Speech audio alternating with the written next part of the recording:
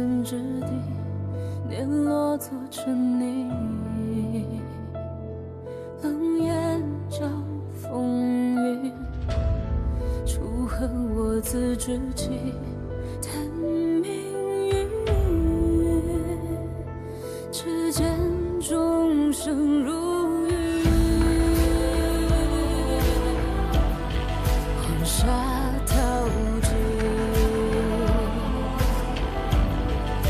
旧梦醒，迢迢前路尽。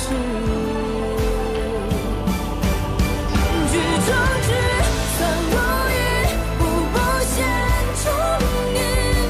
纵使真剑气，一命破残局。举中举，冷落雨，缓缓虚实境。天地作棋，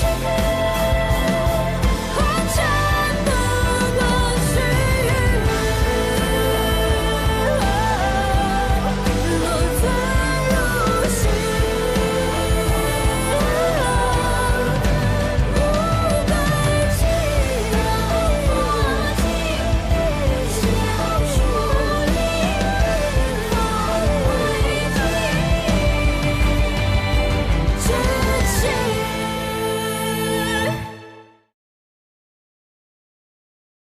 那日血溅红墙，我方知申公从无真情。若有来生机缘，我愿将如何步步踏错，万劫不复，说与你听。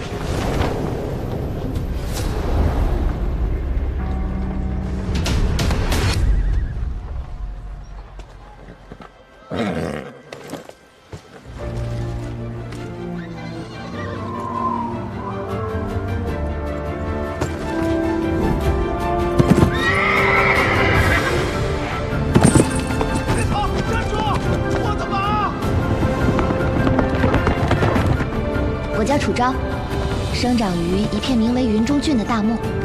此地边陲常有瘦墨铁骑踏尘来犯，我自幼失势，独与阿爹相依为命。父亲乃边军将军，铁甲未卸10余载。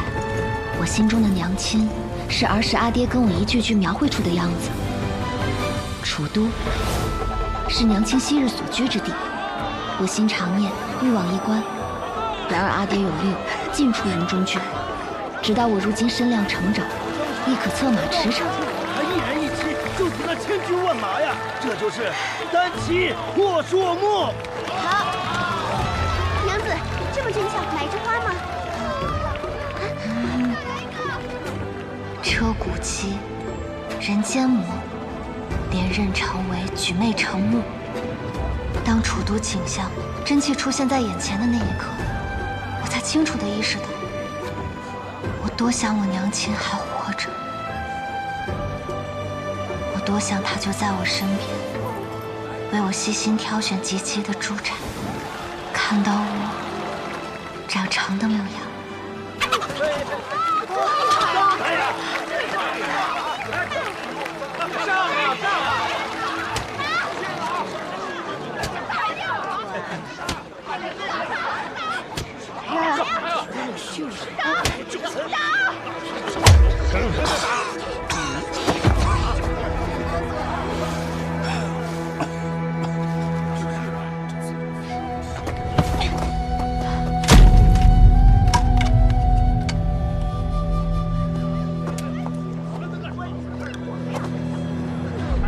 光天化日，怎么还动私刑？大白丫头，滚开！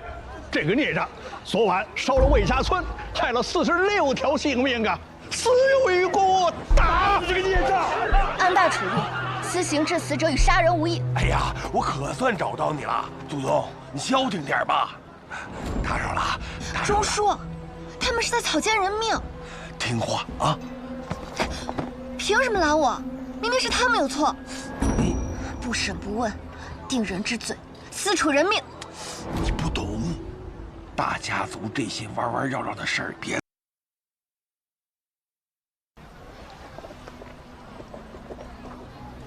上一世，安平之乱发生在25日后，我和萧巡下狱初8的大婚。当日，若婚礼办不成，太子和三皇子是否就不会一起毙命？安平之乱也就不会发生。下一个，走过来。这个节奏一定要记住啊！这样，快点，快点！哒。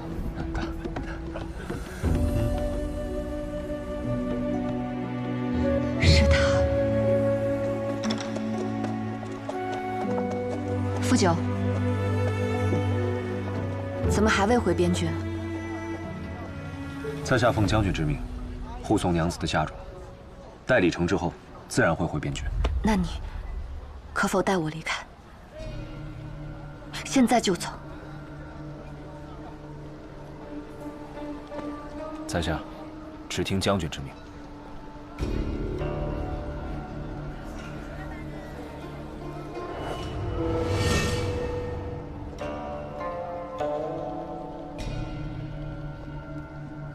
可是，遇到什么麻烦？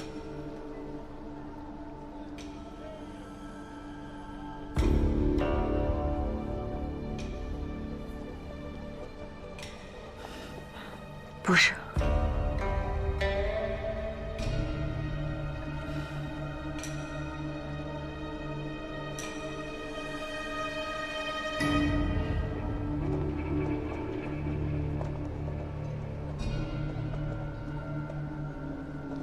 在下暂居驿馆，若真的有事，可随时来找我。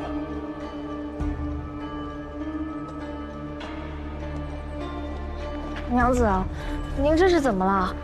世子待您那样好，聘礼堆了满院，婚期也近在眼前，怎么突然要走啊？若是想念将军，我们可以给他写信啊。我得回去，我要回去见我阿爹。我身边到处都是萧巡的眼线，要想办法离开楚都。这一次，我绝不会再重蹈覆辙。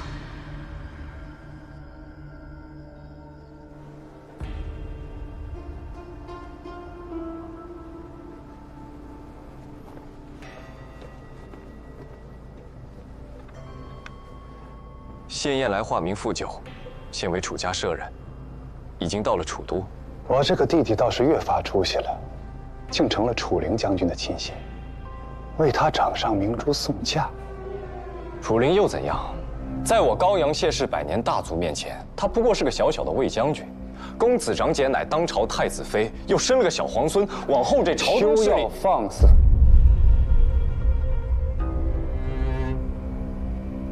我谢家祖上虽有幸出了几位宰辅，但始终游离在楚。陛下驾崩！安平之乱至此而终。这一时，我斩断了萧巡的登基之路，而与他的这场诛心戮命之举，方才起始。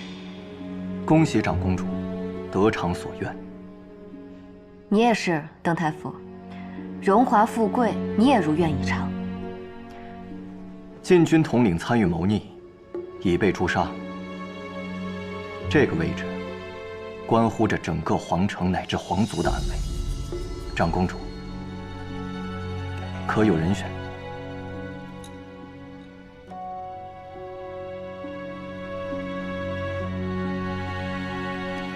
阿九。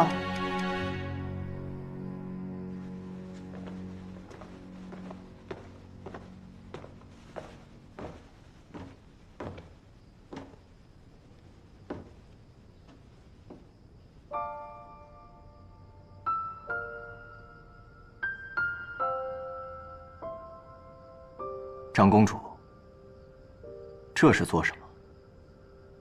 这是本宫第一道长公主令，楚氏舍人傅九，自超卓尔为禁军统领，特许殿前带刀。太傅可有异议？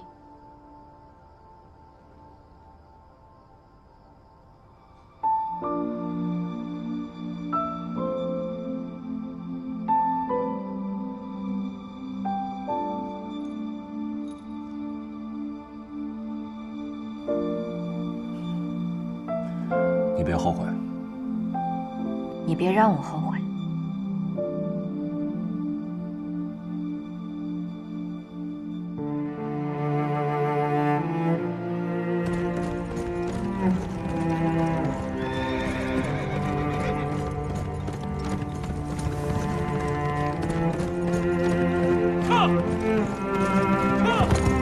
将军，出都800里加急！出都800里加急！将军，将军，出都800里加急！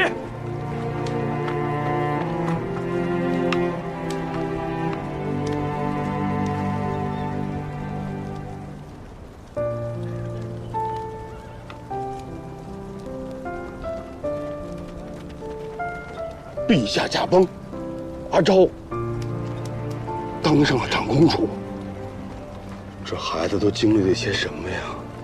朝堂上的明刀暗剑，可比边关凶险100倍呀！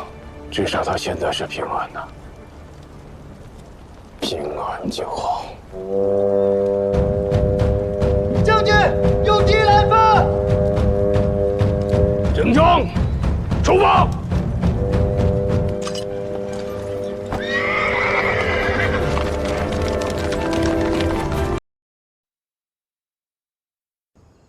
我千算万算，这局棋竟然让心爱之人搅乱。若不是楚昭搅局，我们何至于受这等嫌弃？我还是要谢谢他。他让我明白了一件事情：再精妙的棋局，也敌不过一场突如其来的变数。就像这盘残局，我原以为十拿9稳，却忘了对手未必会按你的路数走。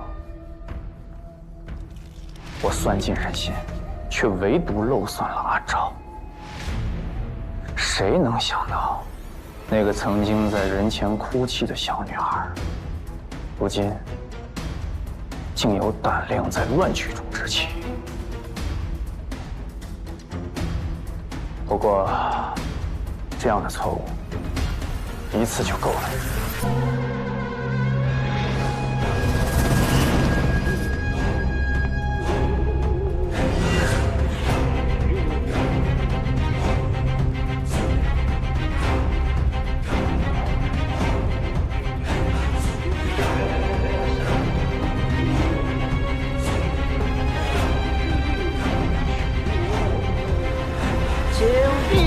受礼，玄鸟降息，集中挑，列祖威兮，震八荒，神之革兮，云飞扬，赐福泽兮，润家邦。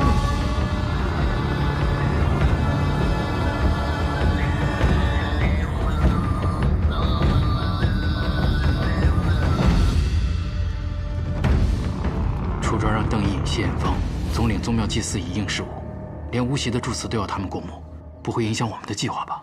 明日祭祀，只需燃起香草，距离香炉至近之消雨，便将当即吸入毒烟。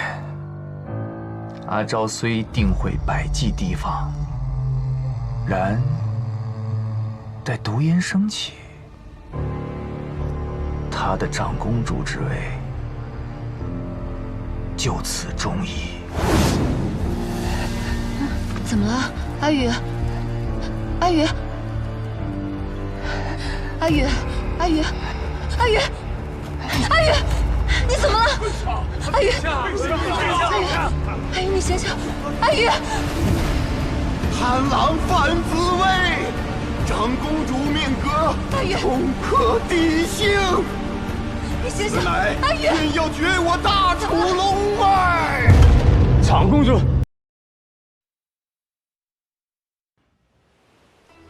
还未贺喜你高升呢，邓太傅。忘忧啊忘忧，你何时也学会取笑别人了？我是替你开心，这么多年，总算熬出头了。不过，你真的不担心吗？那个楚昭，你了解他多少，就敢这般帮他，甚至不惜放弃与萧寻的合谋？我帮的并非是楚昭，我帮的是自己的锦绣前程。小心偷鸡不成蚀把米。越是看起来简单的棋局，越是暗藏杀机。这可是年少时我们学到的。不会，因为我可进可退。但他明知道萧寻有意毒害小皇帝，还在这种情况下把那孩子当作诱饵，只为除掉萧寻。这可是一招险棋。死中求活，险中求胜，谁当着皇帝我不在意。只要我还在这高位，就无妨。我输了。太傅，老太太请您用膳了。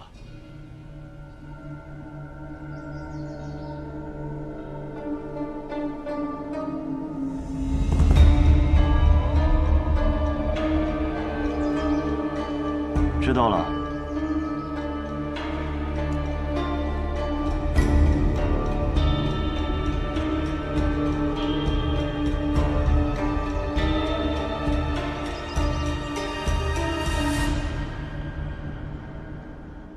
对不起，我不该拿你当诱饵。我曾向先帝起誓护你周全，如今却让你深知险境。我不配做你的姐姐。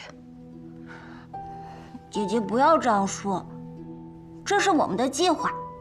你看，现在真的没事啊。姐姐不用难过，我母妃说。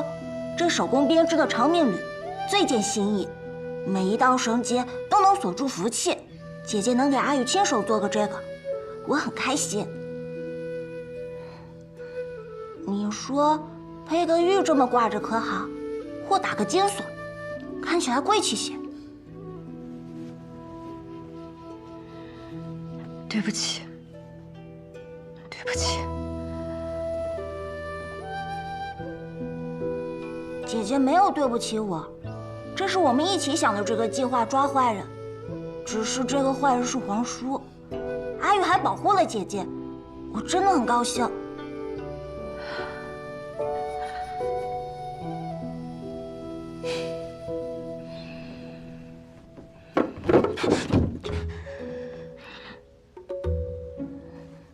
舅舅，你拿什么好吃？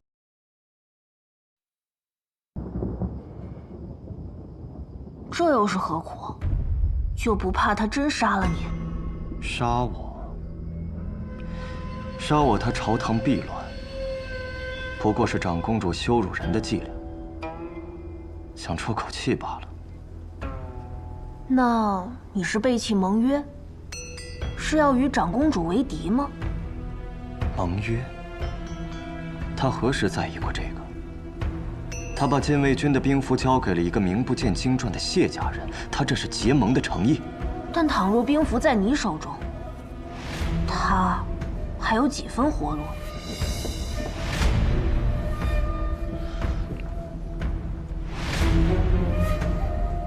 萧玄不能死，至少现在不能。为何？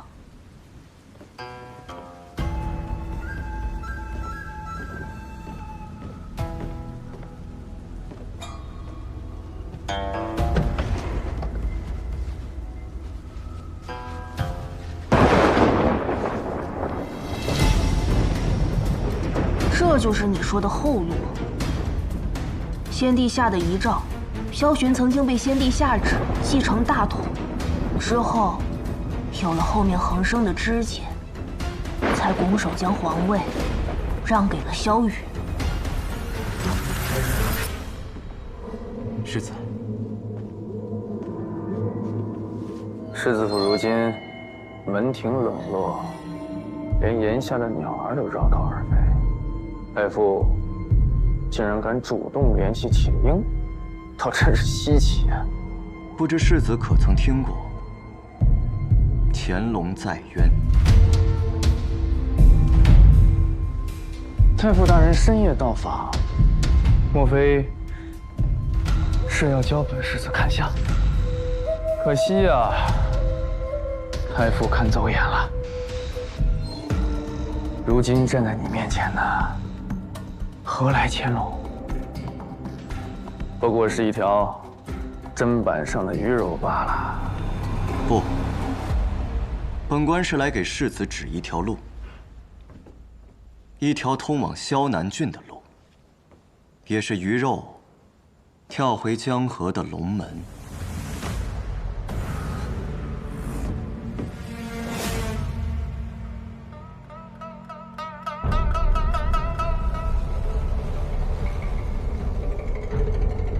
为何要帮我？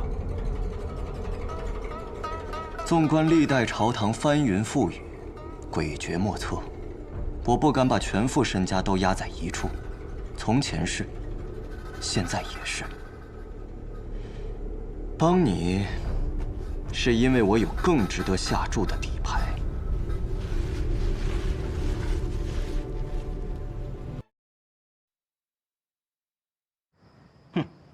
不就等他谢燕来回来吗？至于咱们这么多人在这等吗？就是他是个什么东西？行了行了，家主吩咐的。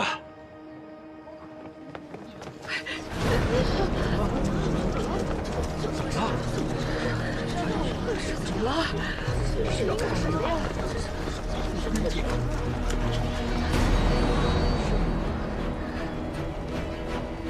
谢燕来，大晚上你发什么疯？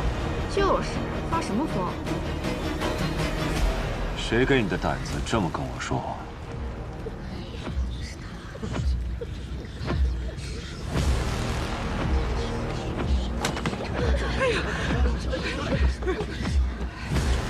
重新说一遍。你别以为你得势了，你就欺负人。就是啊。仗势欺人，不是你们最擅长的。我们谢家可没有这样的破烂货，竟然是公然滥笑，要是笑啊笑啊！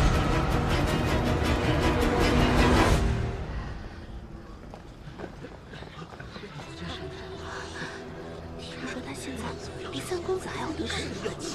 他如今任皇家禁卫统领，是那长公主亲自安排的，眼见得了势，指不定会怎么报小时候的仇呢。九公子，按照三公子的吩咐，给您刚腾出了一个院子，我带您过去。带路。哦，是。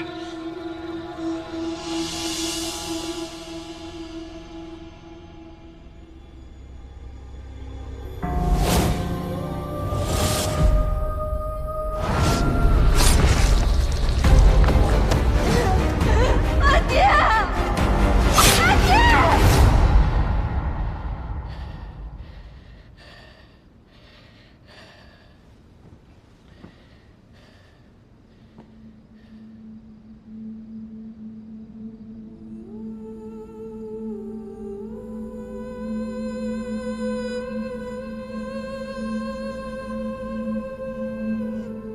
谢岩方向借刀杀人，邓毅在等鹬蚌相争。但是阿爹的身体，也不知道到底是什么情况。我明明记得上一世，阿爹此时不曾病重，大婚之后才因为那有毒的沙枣膏，身体每况愈下。难道是我疏忽了什么？公主，喝点水吧。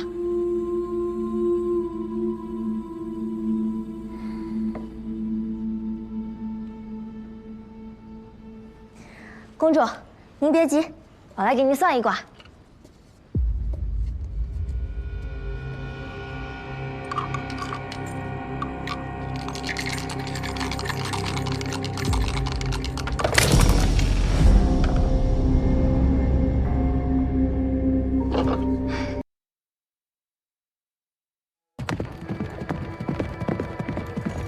玉。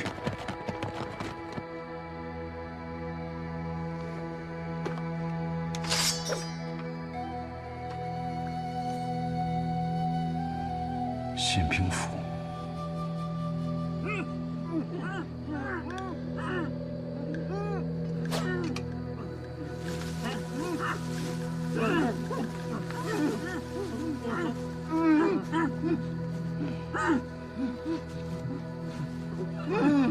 是边军惯用捆绑犯人的手法，难道出内贼了？我们是望城信兵，山匪穿了我们的衣服，往北曹镇那边的驿站去了。北曹镇驿站直通云中郡。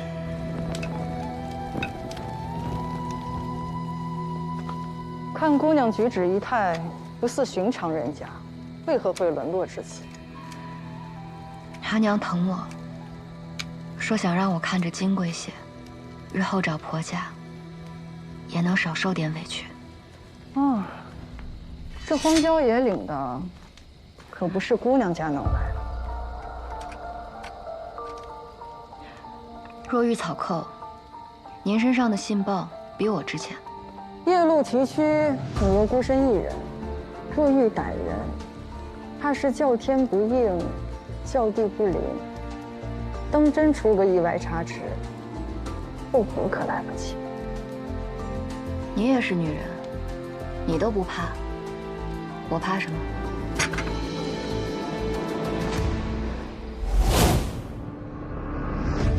说话时，头部无突出，桡骨角度平缓，锁子甲肩胛下垂3寸，说明肩部窄于正常男比。膝盖垂直内收，落地时足尖先触地，而非全脚掌，是女子避免裙摆沾尘的下意识动作。破绽不在于伪装，而在于习惯。婶子，你的样貌伪装得很好，但长久以来的动作习惯却骗不了人。你早就知道我们不是性兵。我从小在军营长大，没有人比我更了解士兵。而且，你们的种种行为不像是信兵，倒像草寇。既然你已经识破，为何还要跟我们走？婶子不也一样吗？丽娘的那句至死不悔，到底还是露了破绽。你早就看穿了，不也还是让我跟着吗？想从我身上得到什么？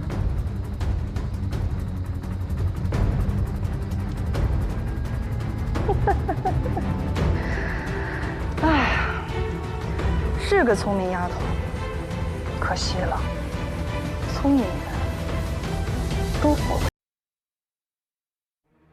铁鹰手下有一支精锐，最善暗战，夜袭乌阳关，火烧盘营口，屠戮青石寨，倒是从未失过手。这支队伍我有所耳闻，他们出手之时，必是月黑风高之夜，所过之处鸡犬不留。这么看来的话，我们恐怕胜算不高啊。但也不低。这支队伍之所以擅长夜袭，是因为这些士兵听力过人，所以才在黑夜中如入无人之境。也不是没有破局之法。如果利用竹林提前布置陷阱，趁其不备困住他们，再从暗处弓箭伏击，这样或许可多出2分生机。哨声是仓木寨的暗号，你可以用它让寨子里的人帮你布置陷阱，行动时用这个和他们沟通。多谢。铁鹰交给我。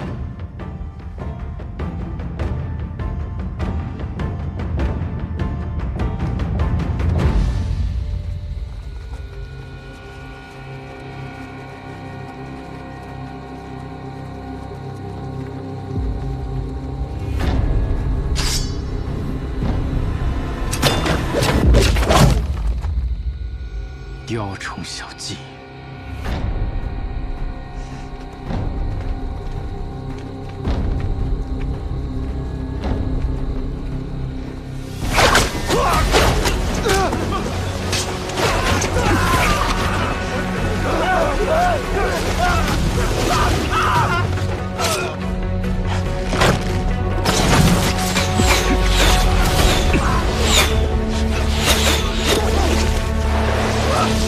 啊！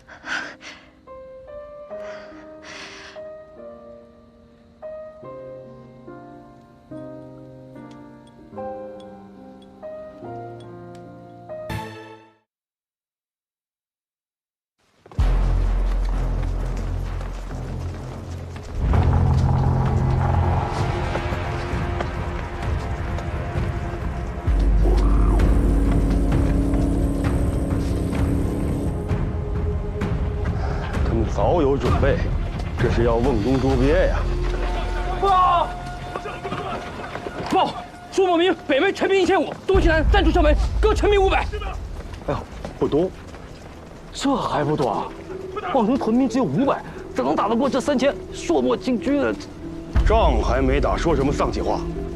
你当老子带的300楚家军是吃干饭的？你们望城躲在云中郡背后过惯了舒服日子，你们防备如此疏忽啊！800也打不过3000，放屁！800楚家军能干翻他3000？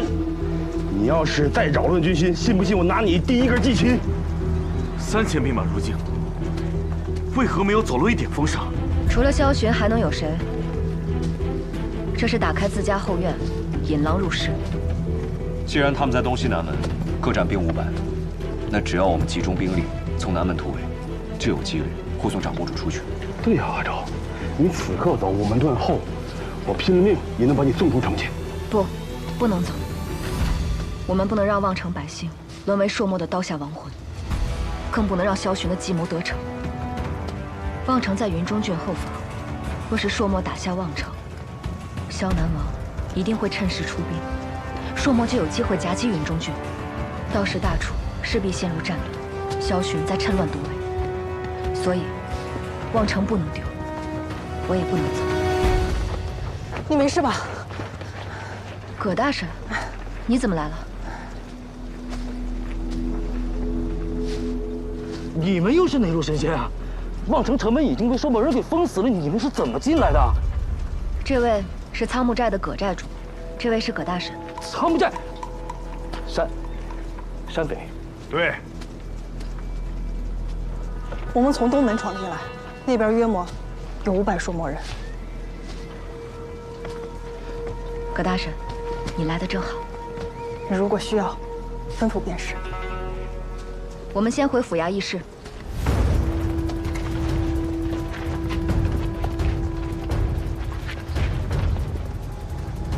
你跟那丫头只字未提。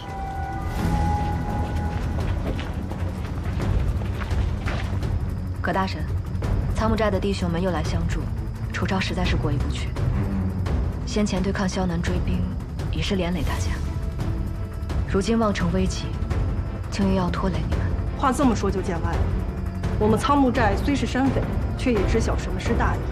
敌军当前，谈什么拖累？我对苍木寨的承诺一直有效。记着。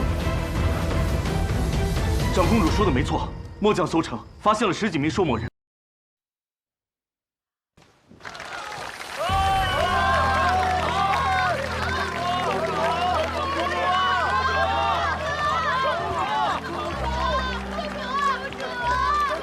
殿下，将士们备了薄酒，赏你好歹是喝一杯清酒以后再走吧。将军的好意我心领了，但我们要赶往云中郡，耽搁不得。殿下，哎，丫头着急回家，你来这做什么？让开，让开，让开！诸位的好意，我都心领了。殿下，再去路上吃。乡亲们，大军开拔，切莫挡住道路，耽误行程。好意心领了。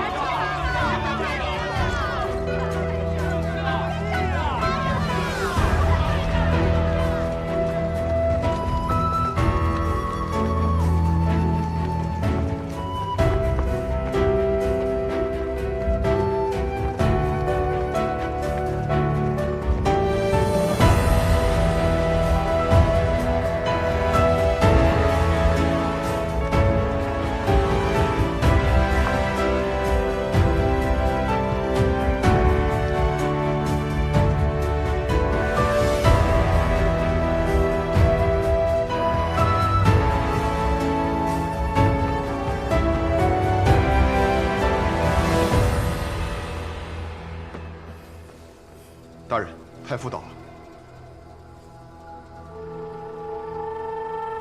让他进来。是。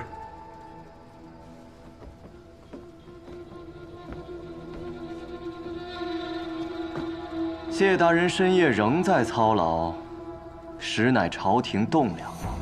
太傅深夜到访，不会只为了夸我几句吧？本官是来贺喜的。谢大人，望城一役可谓大捷。太傅何出此言？望城大捷是长公主运筹帷幄。当然了，还有九弟冲锋陷阵，不过本官也不敢居功。谢燕来一路护送长公主，助长公主取得望城大捷。那这云中郡的边军呢，便是有望接手了。谢大人，好算计。太傅糊涂了，九弟的禁军统领是陛下亲封的，怎可随意离开皇城？再者说了，边军哪有那么容易接管？对别人或许不易，但是对谢大人来说，不是易如反掌吗？毕竟你那九弟能调动苍木寨山匪为他助战。哎呀，就是不知道他清楚不清楚，自己与那群苍木寨的山匪，在这魏家村的渊源。太傅，有些话说出口，可就是。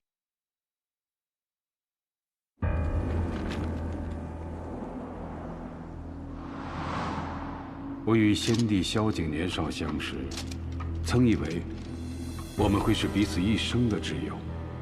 萧景说要做明君，我便许诺为他守江山。朔漠集结5万骑兵，云中守将请求增援，让我去。你说什么？云州乃边境要害，不容有失。可我怎能刚登基，就把你派去最危险的地方？正因为你是新君，才更需要一场胜利。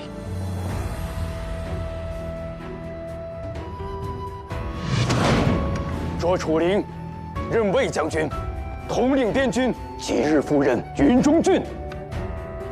那一日，他将代表权力的龙吟宝剑递到我手中，可再利的剑，也斩不断宿命。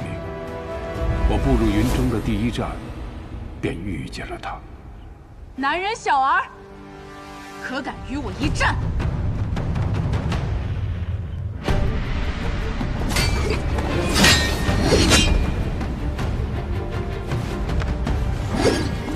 朔漠女将军阿兰若英，后来在荒丘，我又见到她为战死的亲军落泪，我才知道，朔漠女罗刹心中不止杀伐。楚将军深夜独行，未带亲卫，就不怕我取你首级祭旗？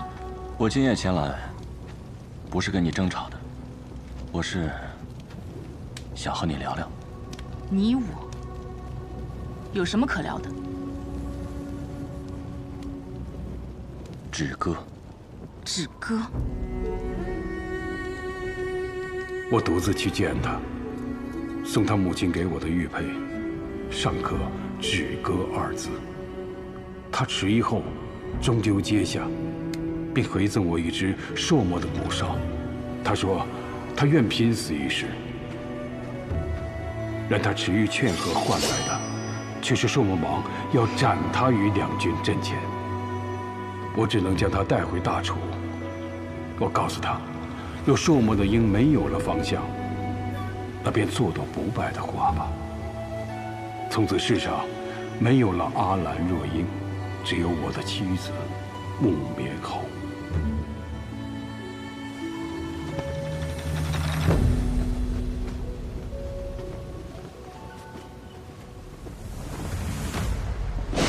直到楚都的圣旨传来，我的君王要我亲手了断自己的誓言。他说，去母留子是为我的前程，也是为了楚氏全族。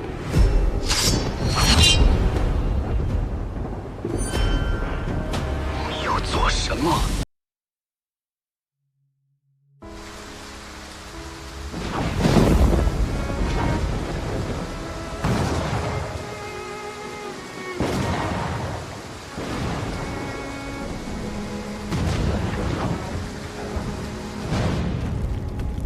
犯了滔天大罪，乱烧了魏家村，害了46条性命啊！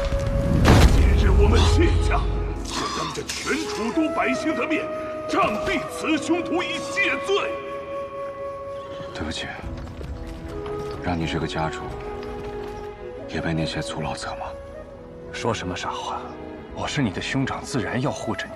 只可惜此事事关重大，族老们群情激愤，就算我是家主，也不能为你开脱。九弟，我相信你是无辜的。等我走了，那些老头就不会找你麻烦了。想去哪里？可有什么打算？天地广阔，总有一个容身之地吧。这个唯有咱们谢氏嫡系才能见的秘药，有回阳救逆之功效。你把它带在身上，以备不时之需。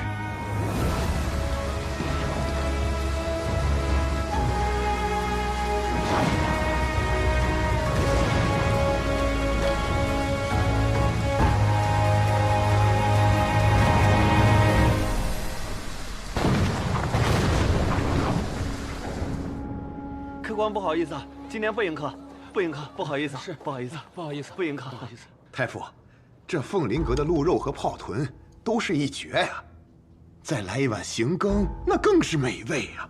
不如一碗面足矣。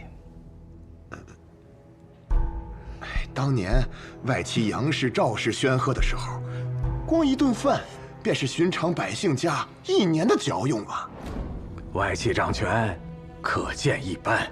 太傅，这谢氏气焰还是要打压呀。没错，没错呀，不能再养出杨氏、赵氏了。我巴不得再出一个杨氏、赵氏。先前的皇子之乱，如今的幼子皇帝朔漠入侵，追究起来，都是外戚祸乱的缘故。如今的民众恨透了外戚。谢氏一旦逾矩，纵使他们100年清明，天理也难容啊！太傅言之有理，言之有理呀！谢艳芳，此人奸猾，行事老练，最擅长博好名。如今为国舅，很多民众都将国朝重任寄于他身上，声望更大。不过谢氏也不是只有谢艳芳，别的不。打死你！打死你！不对！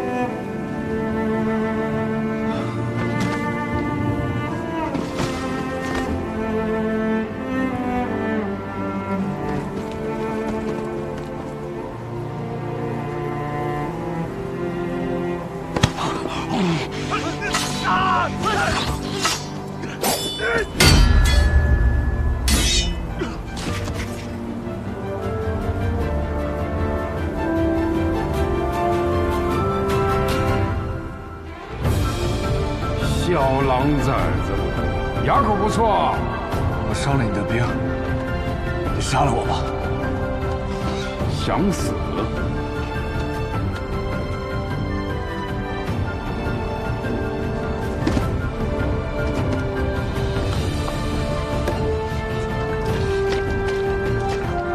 知道为什么吗？因为你骨子里还是想活的。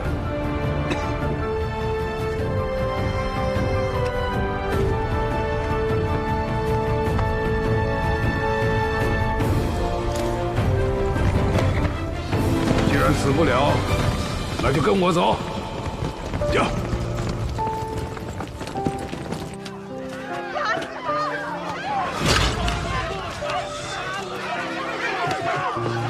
让开！让开！让开！让开！都让开！都让开！让开！别人都有罪，只有军法处置，儿臣不可肆意妄为。你给老子起来！当时那个时候，我们都知道那丸药是给将军救命用的，谁也没想到会是今天这样的结果呀！树木大战，朝廷总长认定你有功，你为什么向谁请罪呀？有功。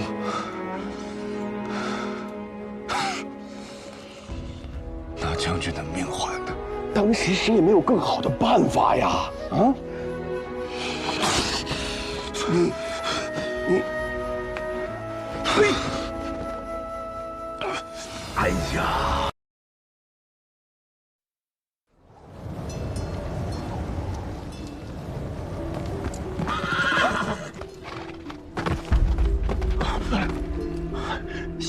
小奶娃反了！立刻回营，禀报长公主。殿下，萧巡截杀信兵，我们与楚都的联系断了。边郡至楚都的驿站皆被萧巡掌控，谣言一至楚都，朔漠破白狼隘，云中3日必险，大军直取皇城。楚都现下如何？经营5万驻兵，州郡10万，还怕他萧巡呢？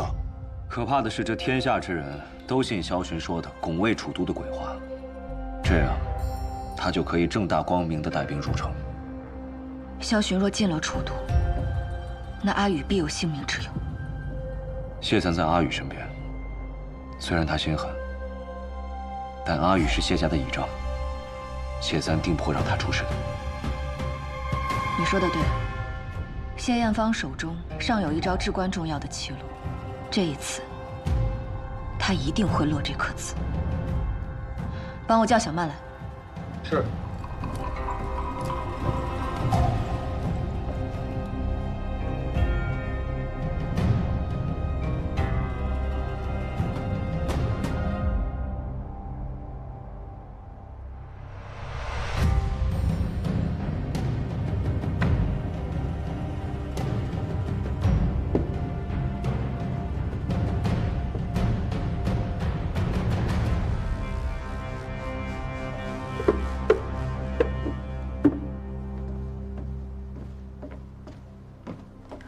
有什么事需要我做，你就直接吩咐吧。此间至楚都驿站皆遭截断，我想你率仓木寨弟兄，另辟蹊径，避开驿站，前往楚都，将我堂姐楚唐一家暗中护送离开楚都。干嘛这么麻烦呢？直接让小曼把边郡的消息带入楚都不就好了吗？这山匪之言，谁信呢？现在楚都的舆论风向已经彻底偏向了胡家的萧巡。哎，那楚唐这一家又是怎么回事啊？古兰一介小小文官能有什么危险，值得咱们大动干戈的去救的？安平之乱时，伯父曾被萧巡利用谋害陛下，如今他是关键人证，必成各方争夺的棋子。拜托了。放心，交给我吧。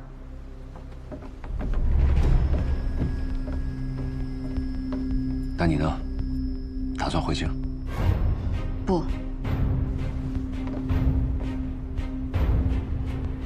我要去另一个地方。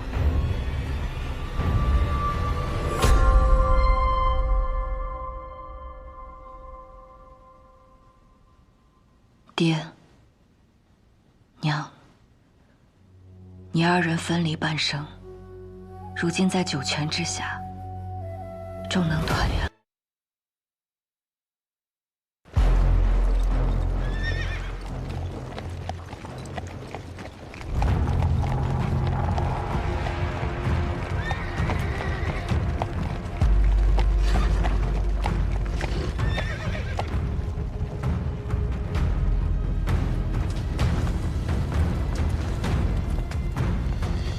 世子，洛城距离楚都已不足100里。当地的世家大族限期3日之内前来拜访，我会应允他们此城池交由他们的子侄来管理。当然，拒绝听令的，你知道该怎么做。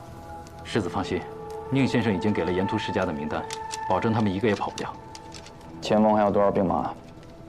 郡中有将近2万驻兵，楚都也正出兵驰援，但并不足畏惧。若他们反抗，便一战击溃，就可以长驱直入楚都。另外，还有几件事。说，长公主孤身入萧南王府，以世子性命，要挟王爷退兵。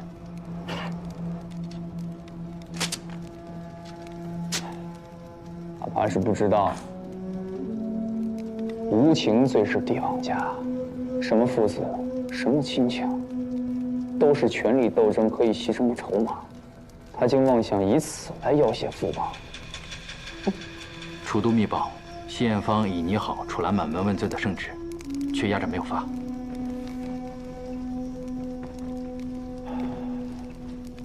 好一个无情无义的谢三公子啊！阿昭怕是信错了人。楚灵一死，便立刻拿楚家祭旗啊！另外，我还有一事。哦，楚兰一家失踪了。好了？嗯。那正好。若是楚兰尚留在楚都，我们反被掣肘。哼！不过靠楚兰那个草包自己能逃离楚都，定是楚昭暗中安排。那我们这个筹码拿在我们手中最好。传令，封锁所有要道，务必抓住楚兰一家。是。大人，萧南王的兵马离楚都不足100里，途中的百姓盲目加入，恐生事端。之前派出去给萧巡宣旨的大人呢？那位大人至今杳无音讯。谢艳芳猜的没错，传令信兵是假。看来萧巡要借此事硬闯楚都逼宫了。萧巡沿途散播谣言，声称奉诏进京擒王，他分明是借机煽动民意，蛊惑人心呐！最怕的就是这，都城中的百姓也被其蛊惑。太傅大人应早做打算，倘若任其继续蛊惑民心，大人，大人。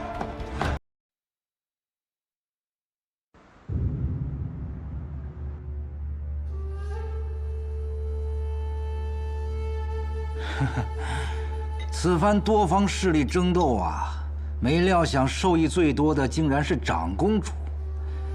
于累累尸骨之上成就长公主美名，也不知道那楚将军泉下有知，是否应该感到欣慰呀？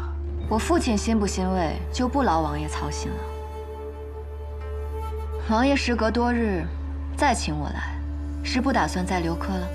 哎，本来呢是想请长公主多留些时日，以尽地主之谊。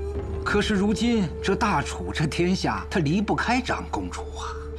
王爷说的是，那便多谢王爷的款待。希望日后还能有机会来这萧南王府转一转。长公主莫不是忘了？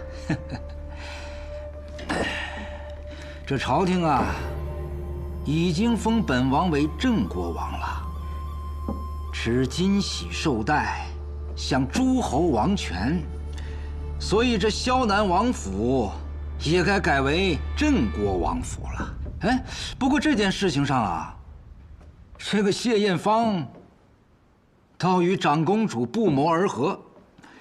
说来也有趣，这谢三公子10岁的时候博弈之术便冠绝天下，故意输了50手，就为了最后一招屠龙，以区区残骑杀得他恩师是片甲不留啊！彼时的一桩奇谈可是传遍了整个的大楚。哎，谢小将军，你没有跟长公主说过吗？你兄长最厉害之处，就是让所有人都以为自己才是掌控棋局之人。看似你我相争，其实人家谢家才是执棋者。王爷今日话多，莫不是舍不得本宫走？哎，谢小将军，你的兄长现在在楚都，莫不是？我不是谢家之人，我也没有兄长。看本王这记性，差点给忘了。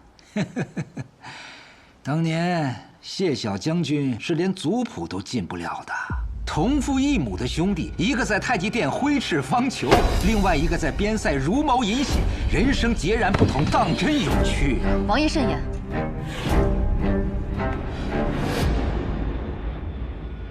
哎，长公主莫要动怒嘛。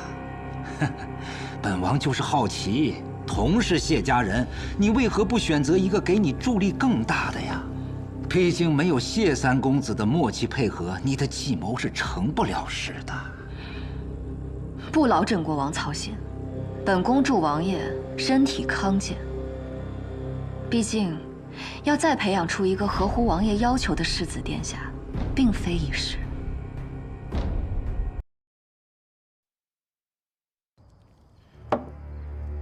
长公主此番能顺利与萧南王议和，全赖太傅那道圣旨。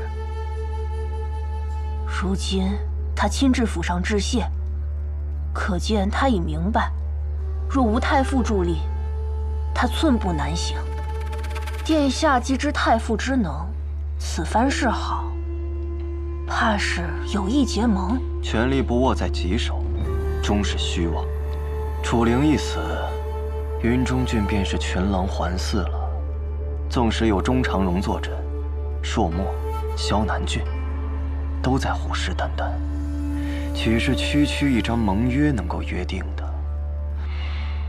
当初谢艳芳退回我的调将文书，他却在解围萧南郡中夺占了先机，获得了最大的好处。如今局势变更，与谁结盟？ 都得三思而后行啊！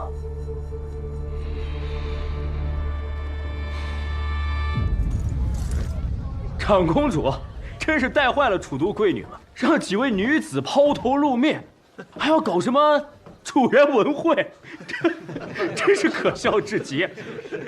哪位正经的读书人会去啊？景公子说话可真有意思。 只许你们男子吟诗作对，就不许我们女子办文会了？莫不是怕被我们小小闺阁女子比下去不成？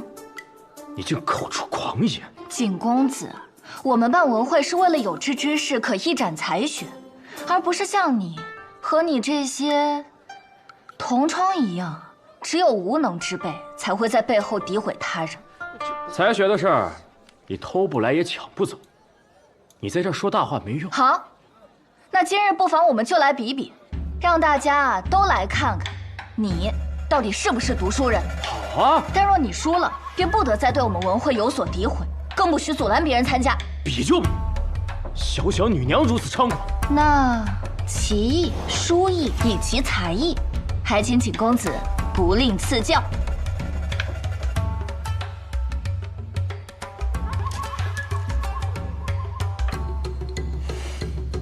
阿汤，你的棋到底行不行？之前同阿江姐姐学过些许，对付她，足够了吧？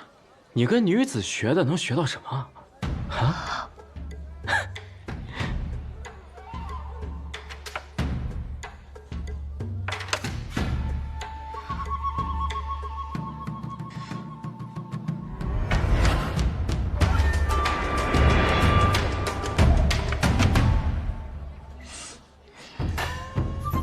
还要继续下吗？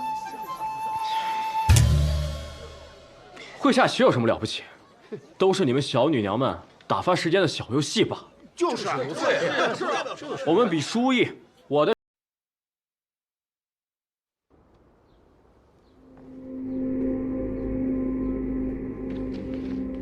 九弟今日在朝会之上，很是威武。杀朔漠王的事，是我擅自决定。可显然你也不会悔改。从小到大，你可曾听见我说一个悔字？你心意已决，我也不拦你。拦也无用。只是在此之前，有件事先办了吧。你母亲的牌位，可以入谢氏祠堂。你说什么？九弟，你不是一直想你母亲入宗祠？如今时机正好，你也可以入族谱。你和你的母亲，往后就是名正言顺的谢家人。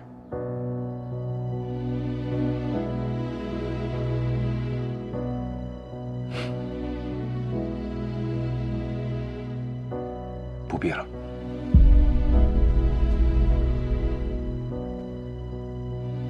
名正言顺谢家人的身份，全族的认可，这些你都不要了？我曾经一直以为，此乃我毕生所求，但是现在如何？我母亲不需要谢家香火的供奉，我也不需要谢家族谱的认可，更不需要什么名正言顺。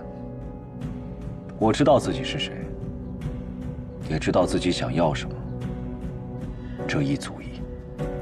看来九弟经历这一遭，确实跟以前变得不一样。既你心意已决，也罢。谢三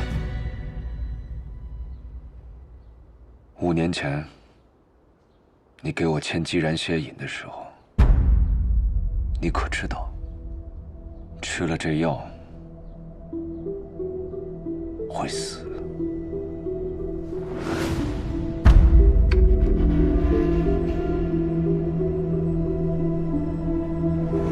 这个唯有咱们谢氏嫡系才能见的秘药，有回阳救逆之功效。你把它带在身上，以备不时之需。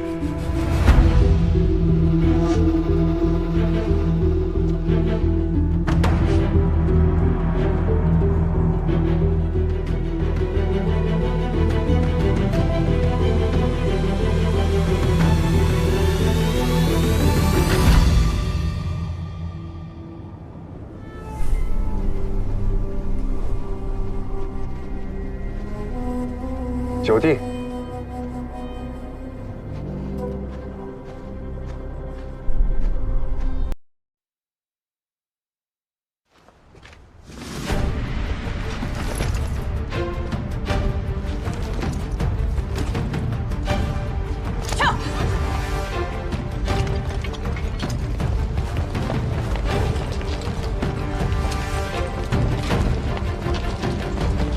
那位就是长公主从边郡带回来的古为熟女统领，听说单枪匹马挑过树木少营，很是威风啊。阿强，一会儿有个宴请要参加。如今你虽得太傅亲眼，可这些百年世家不必了。我梁强的功名是战场上挣来的，不是喝酒喝出来的。这回可忒不得，都是世家嫡系，若你应了太傅之邀而拒了他们，定会落人口舌。是啊，军功是重要，但若没了世家支撑，你就是第2个谢延来。难不成你也想为了一个卫将军之位，去立金令状杀朔漠王吗？公子，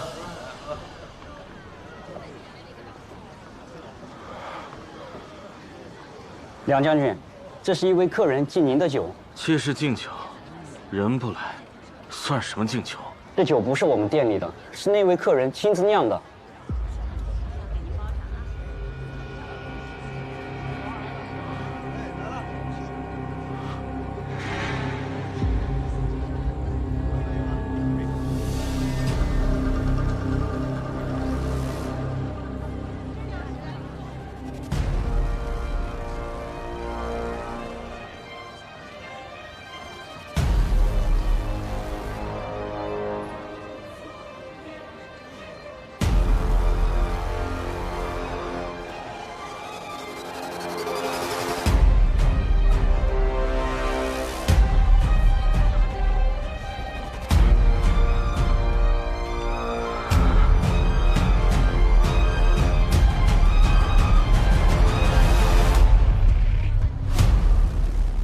公子，余商到了。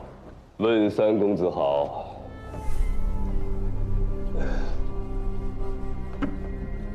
这是我家主人命我给三公子的见面礼。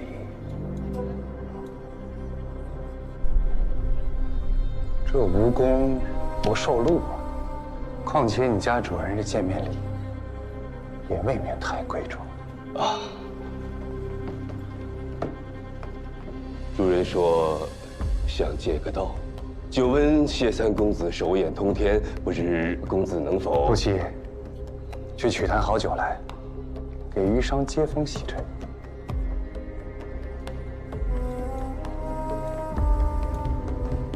我这个人呢，什么都好，就是这个酒量不太行。说起喝酒，我家主人倒是有些酒量，若有机会，还望公子能够见识一下。朱勇依靠长公主，现在可是拱卫署的红人呐。这拱卫署说抓谁就抓谁，连太傅都。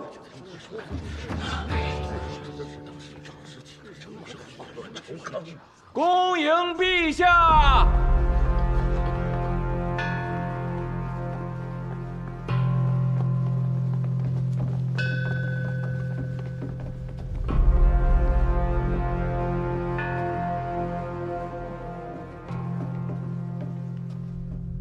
跪！恭迎陛下，长公主殿下。拜！平身。谢陛下。殿下，臣请赴湖州查办夏训贪腐案。此案事关重大，需廷尉署、大司农协同拱卫署共查。烦请太傅安排。是。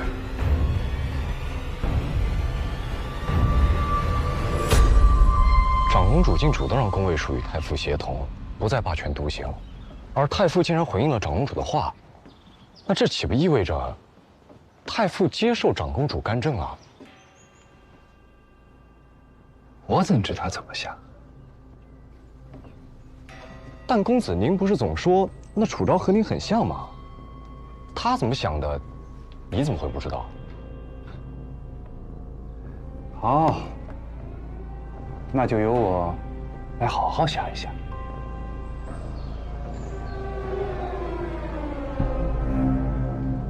昨夜殿下去见了太傅，我本以为是不欢而散，行将决令。竟没想到是联手做戏。做戏？给谁看啊？自然是给我看。殿下怕我泄使独大，日后跟陛下分权，宁可扶植太傅，也要维持朝堂三方制衡。他倒是聪明，只可惜心太软。他既要朝堂稳定，我便偏让他知道。这世间容不得慈悲。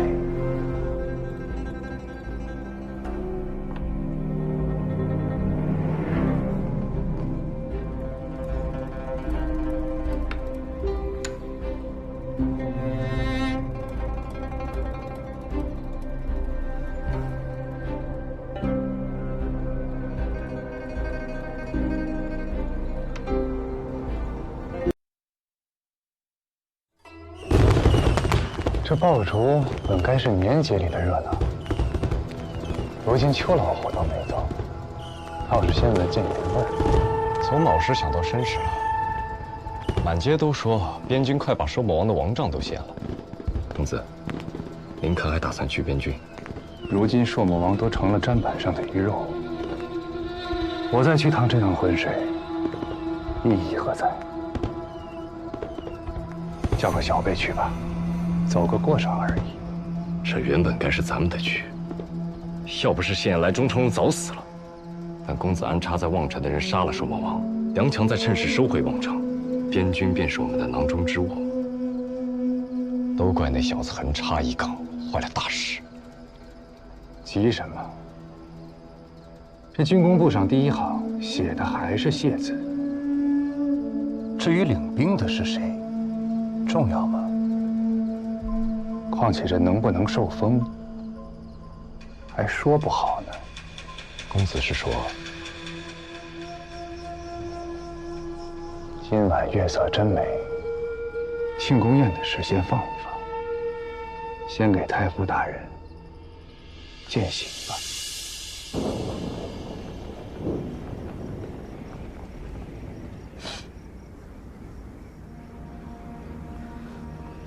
着火了？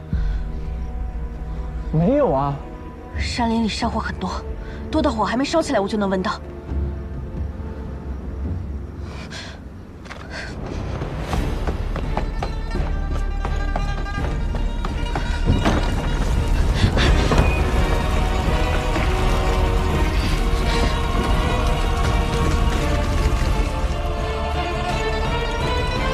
火势蔓延的又快又狠。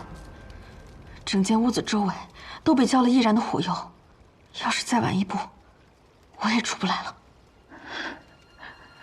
邓毅就这么死了。我与太傅虽多有不和，可也不愿相信他与朔漠勾结，里通外国。为今之计，还是要以稳定朝局人心为重。太傅骤然离朝，值此乱局，我自当仁不让。好个稳定人心，好个当仁不让！谢三公子不愧为博弈天才，算无一策。具体失火的情况，拱卫署的兄弟们还在查，尸体也已经送去仵作那里了。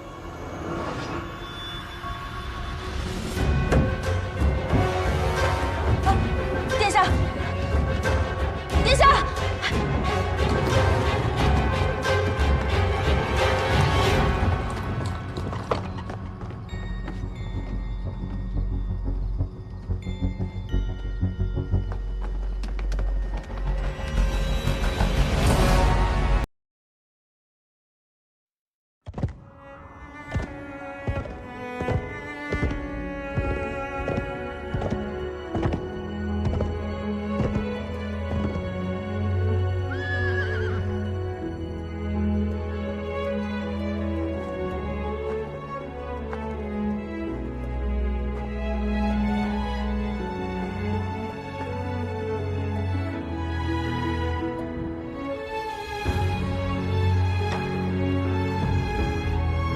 是一群朔漠杀手伏击阿九，一直追出数10里，直到把阿九逼到断崖边无路可退。据说那小子已重伤，怕是为了保气节才跳的崖。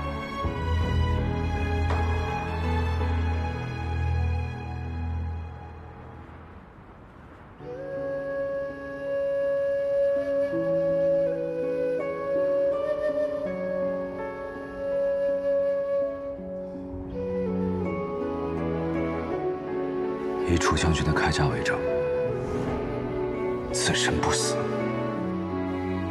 必当归还。完璧归赵，连人带甲，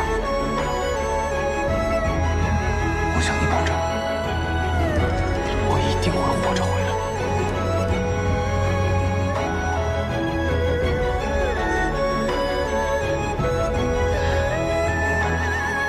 阿九，你这个骗子，你为什么誓言？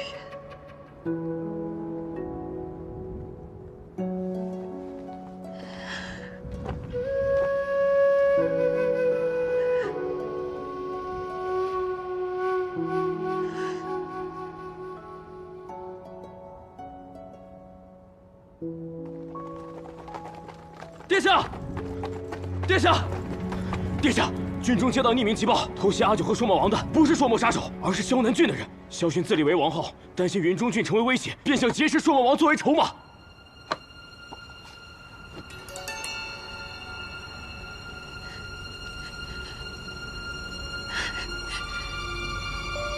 乱我大楚，我必杀之。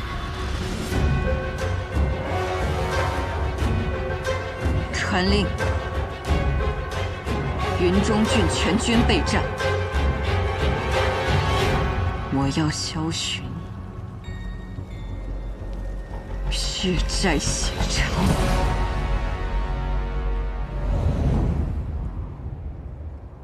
好一个尸骨无存！这朔魔王死在大楚境内，楚昭最锋利的刀也折了。铁英，你说他现在脸上是什么表情啊？心眼来意思。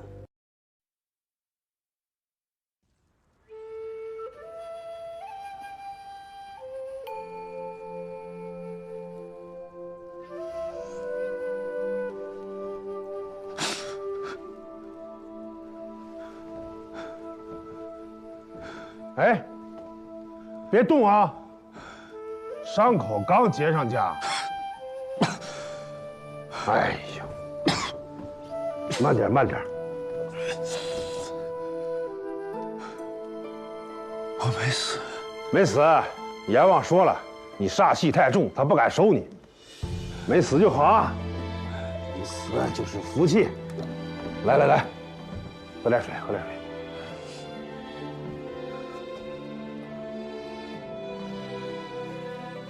哎，慢点，慢点，慢点！你这伤口离你的心脉就差这么一点点。朔魔王呢？尸骨无存，那边内乱不止，应该顾不上跟咱们斗了。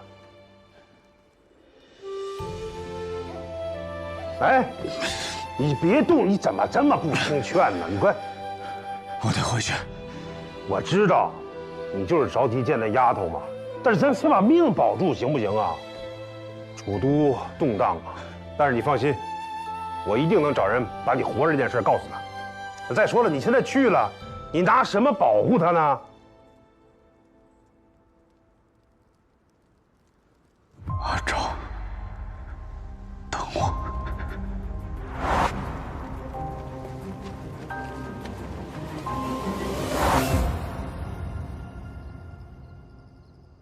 阿九，月亮又圆。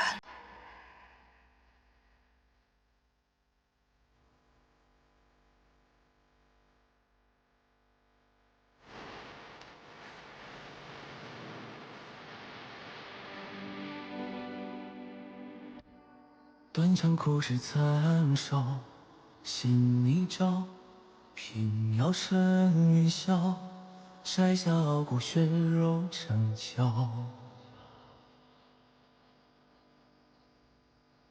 风霜万里踏过，人等走古道。人生飘摇，只因天涯无处停靠。是爱在人世间傲，烈焰中咆哮，把寒夜烧出破晓。命运困我于囚牢，也不想身边低头求饶。总是有光渺渺，我自桀骜，浮游于东沧海，不问今朝，不问结局，我已是我道。无需入药，留一生于不草，也要人